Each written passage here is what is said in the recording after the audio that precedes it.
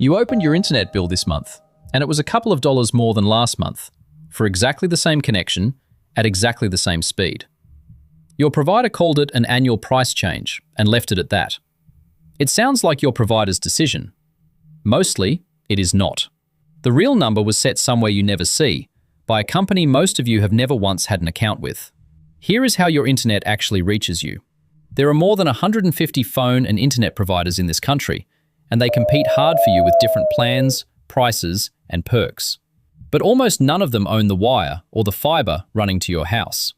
That is owned by one company, NBN Co, and every one of those retailers rents access to the very same network from it.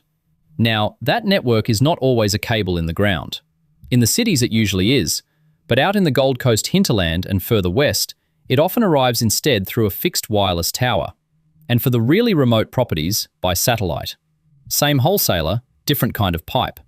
Either way, the price you pay is built from two layers stacked on top of each other. Layer 1 is the wholesale price, what your provider pays NBN Co for the raw connection at your chosen speed. Layer 2 is the retail margin, what your provider adds on top to cover its own costs and its profit. And that second number is the one printed on your bill. Every year, on the 1st of July, the wholesale layer underneath gets adjusted. And this year, that adjustment was pegged to inflation, working out to just over 3.5% on average. On the popular home speeds, that was a change of anywhere from nothing at all up to $2.34 a month. Your provider then decides how much of that to pass on to you, or whether to quietly add a little more of their own while they are at it. So here is the strange part. You are told to shop around, switch providers, chase a better deal. And for the retail layer, that is genuinely good advice. But no matter which of those 150 retailers you pick, they are all renting from the exact same wholesaler underneath. On a fixed line into your home, you cannot switch away from NBN Co, because it is the only wholesaler there is. Hold on to those three words, on a fixed line, because there is an asterisk on them we will get to. For now, picture it as a monopoly, built with tens of billions of dollars of public money, with you as a captive customer of the one layer you normally cannot see. That could be a recipe for prices climbing as fast as the wholesaler likes. Except there is a rule book.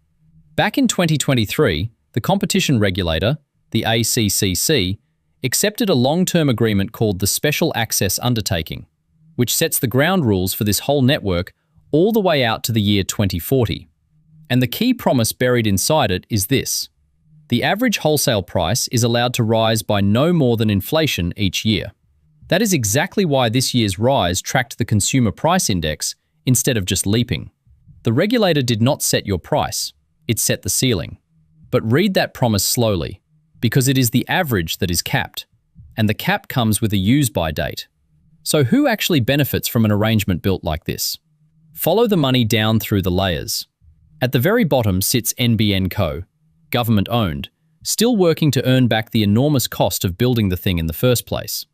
And the fine print of that regulator-approved deal says the inflation cap only holds until NBN Co's revenue reaches what it calls its efficient cost, a point it is expected to hit somewhere around the year 2030.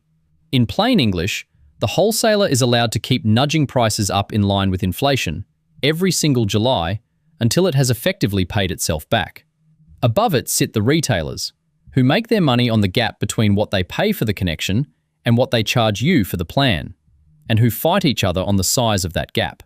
And then there is you, at the very top, free to switch between retailers all day long, but on a fixed line, never able to switch the pipe. None of this is a scandal, and nobody here is breaking a rule. It is simply what the shape of the market quietly guarantees. A single wholesaler at the bottom that everybody has to pay, a cap that protects you but expires, and a bill that creeps upward with inflation, whether you switch retailer or not. So here is that asterisk I promised. Back on the words, on a fixed line. Everything up to now, the wholesaler you cannot escape, only holds while you are plugged into a fixed connection.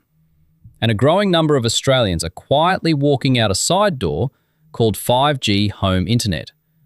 Instead of a cable in the ground, a small modem sitting in your window talks to the same mobile towers your phone already uses, and it never touches NBN Co at all.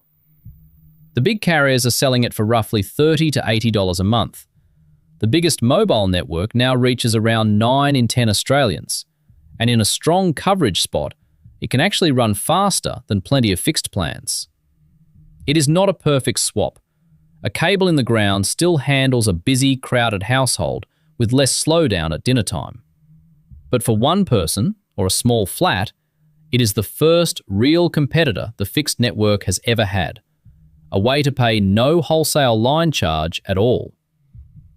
So that captive customer we described a moment ago is a little less captive every year.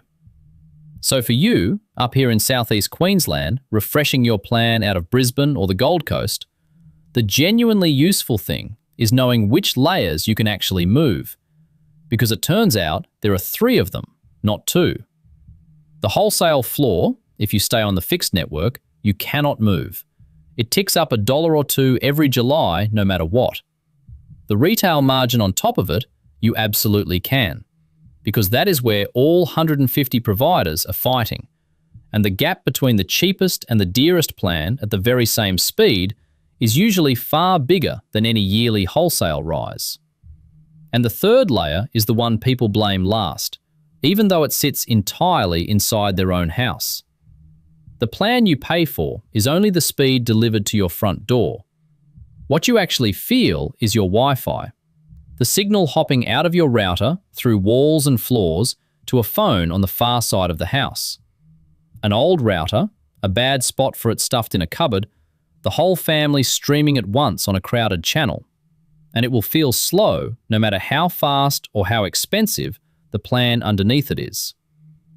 NBN Co itself lists your own equipment and setup as one of the biggest things it does not control. So the $2 the wholesaler added is rarely the real reason a connection feels bad. And the bigger levers, a better plan, a different provider, a move onto 5G, or just shifting the box out of the corner, are almost all in your own hands. Now lift your eyes off your own bill for a second, because there is a bigger question sitting underneath all of this, and this next part is only my 2 cents. That inflation cap is a genuinely good piece of consumer protection, one of the better designed ones going around, and the arrival of 5G is finally starting to give it some company on the competition side.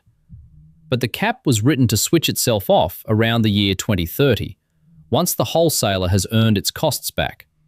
And the entire rulebook it lives inside would fall away if this network were ever sold off into private hands. My honest opinion, and it is only an opinion about the rules, is that a cap like this is most valuable precisely after the builder has paid itself back, because that is the moment the temptation to let prices run would be strongest.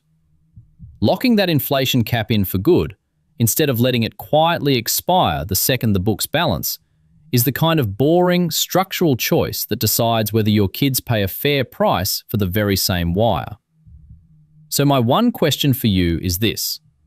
When your plan went up this year, did your provider pass on just the wholesale rise, a couple of dollars, or did the number jump by a whole lot more than that? Go and look at the increase and tell me in the comments what your provider actually did underneath. And I am genuinely curious about one more thing. Has anyone out there already cut the cord and moved their whole home onto 5G? And did it actually hold up? And if there is another everyday bill or system you want me to pull apart and follow down through the layers like this, drop it below. Because the next one of these almost always starts with a comment exactly like yours.